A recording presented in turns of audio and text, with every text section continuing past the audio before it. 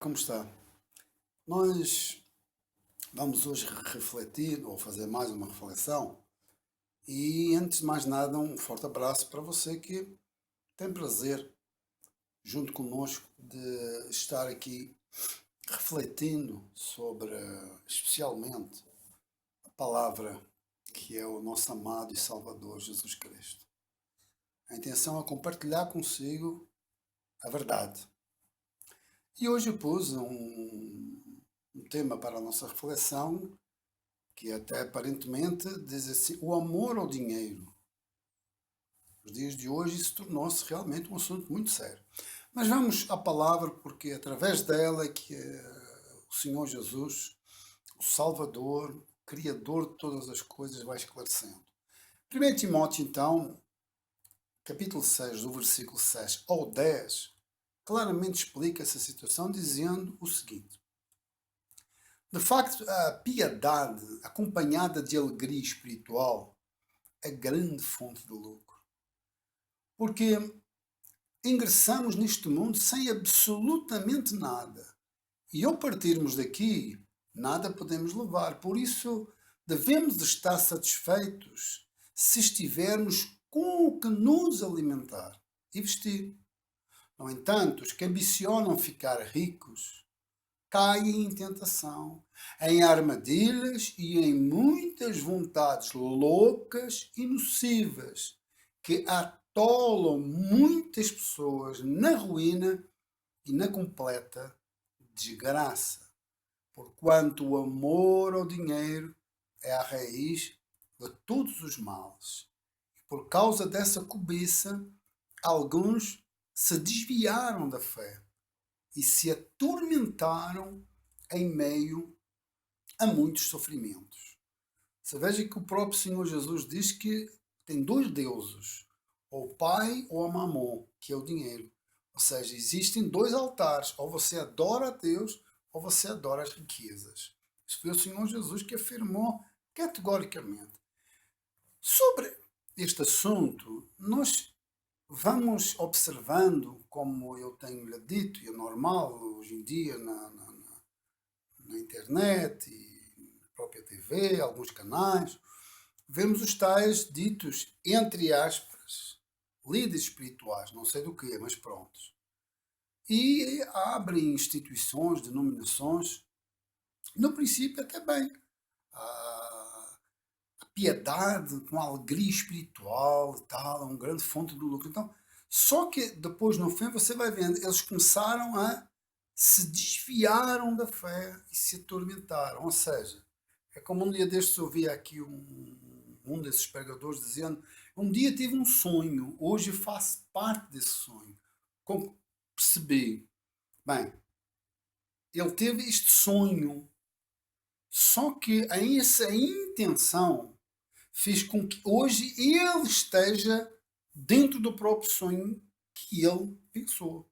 Ou seja, a pessoa às vezes não se apercebe que ela foi digamos, alcançada, foi possuída, foi de uma forma tão cobiçosa que ela não conseguiu se conter.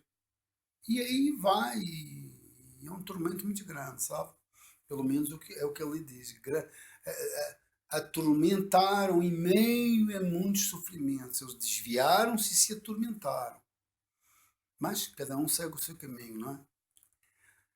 Sobre este assunto, há um exemplo claro também de algo que um dia me chamou a atenção, lá em Lucas 16, 19 e 20, sobre o rico e o Lázaro, o mendigo.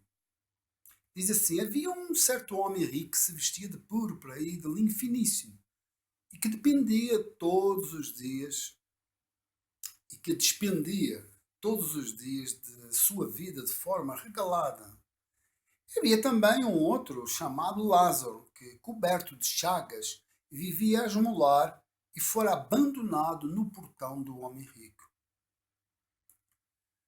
Então você veja, hoje nós vemos, por exemplo, testemunhos, né? Isso temos de trazer para o dia de hoje. Eu cheguei em tal lugar, que me até falaram de Jesus, as coisas de Deus. Eu era mendigo, sou milionário.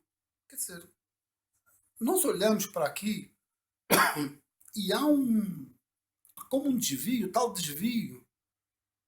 Houve um amor intensivo que fez as pessoas se desviar do foco, do objetivo.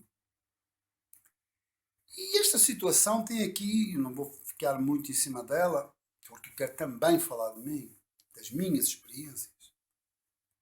Diz que havia, veja bem, um certo homem rico. E depois lá no final diz um outro homem chamado Lázaro.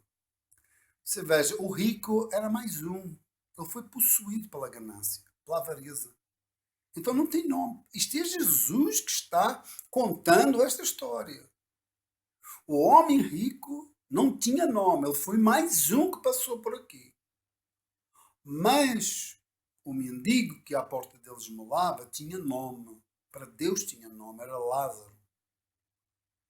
E ele foi abandonado no portão do homem rico. Se você continuar a ler, claro, o fim deste homem rico é o cemitério, é o funeral e o Hades, e, ao contrário, aquele mendigo, vieram os anjos e levaram para o seio de Abraão, para a salvação. Há que ter muito cuidado, sabe? Muito cuidado. Claro que o dinheiro é importantíssimo, importantíssimo, mas quando, assim como todas as coisas, usado com equilíbrio, moderação, domínio próprio da pessoa, é ela que tem domínio sobre ele e não se deixar possuir pela ganância daquilo que ele me pode dar, a tal vida regalada. Tu bastardo, nada me falta, dizia Jesus. Louco, ainda hoje vão-te pedir a tua alma. O que é que tens para entregar? Sabe, falando de mim, eu lembro-me que eu já fiz parte, e quem me conhece sabe, de algumas instituições. Mas uma delas, quando era mais novo, nós fazíamos um trabalho de obra social na rua, lá no Porto, na Batalha. E eu fiquei encarregado de fazer esse trabalho. Nós íamos um grupo de cerca de 10 a 15 pessoas, à noite, e chamávamos os mendigos e algumas vezes chegou a ter, contei eu, 70 e poucos mendigos em fila. Levámos uma carrinha e levávamos comida quentinha, com tudo. Primeiro prato, segundo prato, sobremesa, fruta, sumo, tudo. E eu lembro que nessa época nós orávamos antes de ir, pedíamos a Deus para que aquela comida não somente consolasse fisicamente, mas que espiritualmente aquelas pessoas fossem alcançadas. Ou seja, havia esta tal alegria espiritual de piedade, de se compadecer com o seu próximo como a si mesmo. E um dia eu sentei-me ao pé de um senhor de barba, já com uma certa idade. Disse, então, senhor, como é que o senhor veio parar aqui nesta situação, amigo? Quem é o senhor? Quem é a sua família? E ele abriu o casaco e tirou um leque de cartões de vários galardoamentos dele, cursos, e a pontos de ele ter sido diretor de uma das repartições de finanças no Porto. Eu olhei para aquele senhor e disse, meu Deus, mas o que é que se passou? Ele foi contando, claro, problemas familiares, depois ficou sem forças, desistiu de viver e tal, tal, tal, até que caiu naquela vida. E eu pus-lhe o braço por cima e fomos falando, e ele se alimentando, e ele começou a chorar. Eu disse, não, não, não, você coma primeiro, não fica assim, não quer ficar a falar, e você ficar engasgado, o homem alimente-se e tal. E ele disse, não, não, não, não, eu estou chorando, não é por isso. É porque vocês vêm aqui dar o alimento, mas vocês sentam conosco e preocupam-se, e dialogam, e abraçam, e oram. E nós não vemos ninguém fazer isso. Por isso, muito obrigado. por esse trabalho tão fantástico que vocês estão fazendo. Se não, nós fazemos porque também um dia fomos alcançados por alguém que nos surpreendeu e que também pode surpreender. E claro, falei de Jesus. E aquele senhor lá estava e via aquele senhor aos poucos se ir recuperando. Um dia estava no templo dessa dita instituição e passou foi um bispo, vários pastores, e eu estava lá com uma mesa cheia de mendigos e dando banho, fazendo a barba, higiene, dando alimento, dando uma Bíblia, falando, dando uma palavra de ânimo, tal, orando. E teve um mendigo bem assim à minha frente, que foi com o pastor que estava junto com o bispo, e eles pararam-se, diga lá, homem, sabe que podia me dar uma Bíblia? Aí o pastor lá, que estava junto com esse bispo, assim olhando na mão de cima, não é? Disse, não, procura aquele pastor ali, porque ele é o pastor dos mendigos. No gozo, ainda rindo, não é? Sabe, eu digo isto, eu naquela hora eu fui correndo para a casa de banho. E ali eu chorei imensamente. E disse ao meu Senhor, Jesus, deixa-me ser sempre o servo dos mendigos. Porque os meus irmãos na fé não estão se apercebendo que estão caindo nesta desgraça, neste tormento, nestes sofrimentos. O objetivo está outro. Porque eu sei que o Senhor, no meu lugar, o Senhor, tenho certeza, estaria com os mendigos. Eu digo isto, fico emocionado, claro, qualquer um, não é? Porque são situações que nós temos que ter cuidado, não se deixar ser engolido por nada desta vida e amar o próximo como a nós mesmos. Isto foi uma experiência que eu vivi e outra é a respeito da própria palavra que denuncia, que dentro de mim trazia uma luta na época. Por exemplo, Hebreus capítulo 11, versículo 1, diz assim, ora a fé é a certeza de que haveremos de receber o que esperamos e a prova daquilo que não podemos ver. Aí era dito, olha, você tem fé, você usa a sua fé, porque se você usar a sua fé, a sua vida muda. E eu continuava a ler a partir do versículo 2, quando diz assim, porquanto foi mediante a fé que os antigos receberam um bom testemunho. E depois vem, que eu não vou ler, mas depois leia, uma galeria de heróis da fé. Uma delas, por exemplo, é a prostituta Raab, que fez parte da genealogia do meu e do seu Salvador. Se você for lá em Mateus capítulo 1, está lá a genealogia, aparece essa mulher, e essa mulher aparece aqui como heroína da fé. E outros exemplos. E diz, espera lá, mas que fé é esta? O que é isto? Porque há aqui algo que no versículo 2 diz, porquanto foi mediante a fé que os antigos receberam o bom testemunho. E havia uma luta dentro de mim, porque havia uma fé aqui distorcida. E se você depois ler Hebreus 11, no mesmo capítulo, depois de ler a galeria dos heróis da fé, no versículo 35 ao 38, você entende quem são esses heróis.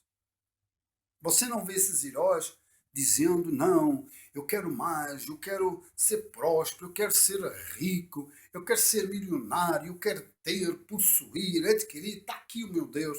Não, diz assim, versículo 35 do capítulo 11 de Hebreus. Uns foram martirizados e não negociaram o seu livramento, a fim de poderem conquistar uma ressurreição ainda mais excelente.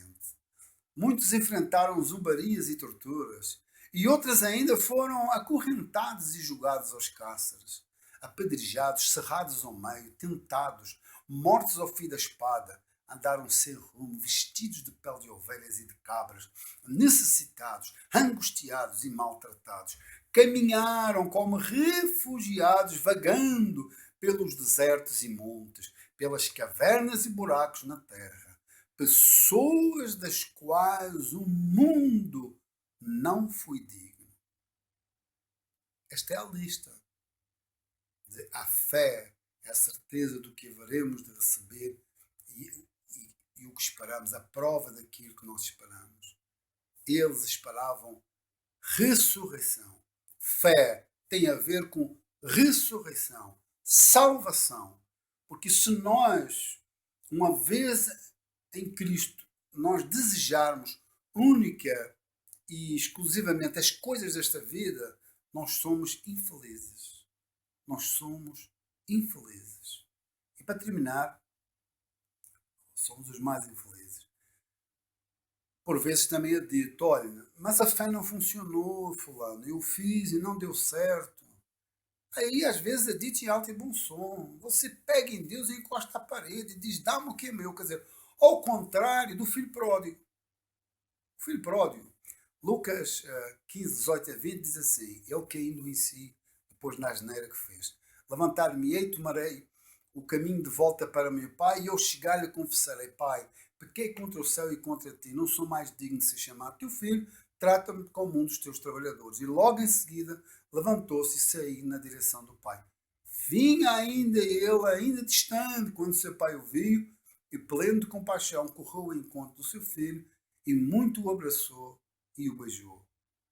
Aí no versículo 28 deste mesmo capítulo 15, fala o filho mais velho, dizendo que se encheu de ira e negou-se a entrar. Então o pai saiu e insistiu com ele, porém lhe replicou o pai, há tantos anos tenho trabalhado, ou melhor, disse ao pai, como um escravo para ti, sem nunca ter desobedecido uma só ordem tua. Contudo, tu nunca me ofereceste nem ao menos um cabrito para que pudesse festejar com os meus amigos. No entanto, chegando a casa, esse teu filho, que pôs fora os teus bens com prostitutas, tu ordenaste matar um novilho gordo para ele. Então lhe arrasou o pai, meu filho, tu sempre estás comigo, tudo o que eu possuo é igualmente teu. Porém nós tínhamos que celebrar muito a volta deste teu irmão e regozijarmos-nos porque ele estava morto e reviveu, estava sem esperança e foi salvo. Isto é o Senhor Jesus, o meu e o seu Salvador, dando conselhos para não cairmos nessa desgraça de passarmos a amar o dinheiro acima de qualquer preço ou de qualquer coisa ou situação. Hoje fico por aqui, um forte abraço, medite, pondere, reflita e que este nosso Salvador sempre nos esclareça através da sua palavra, nos revelando a sua verdade. Um forte abraço, até à próxima.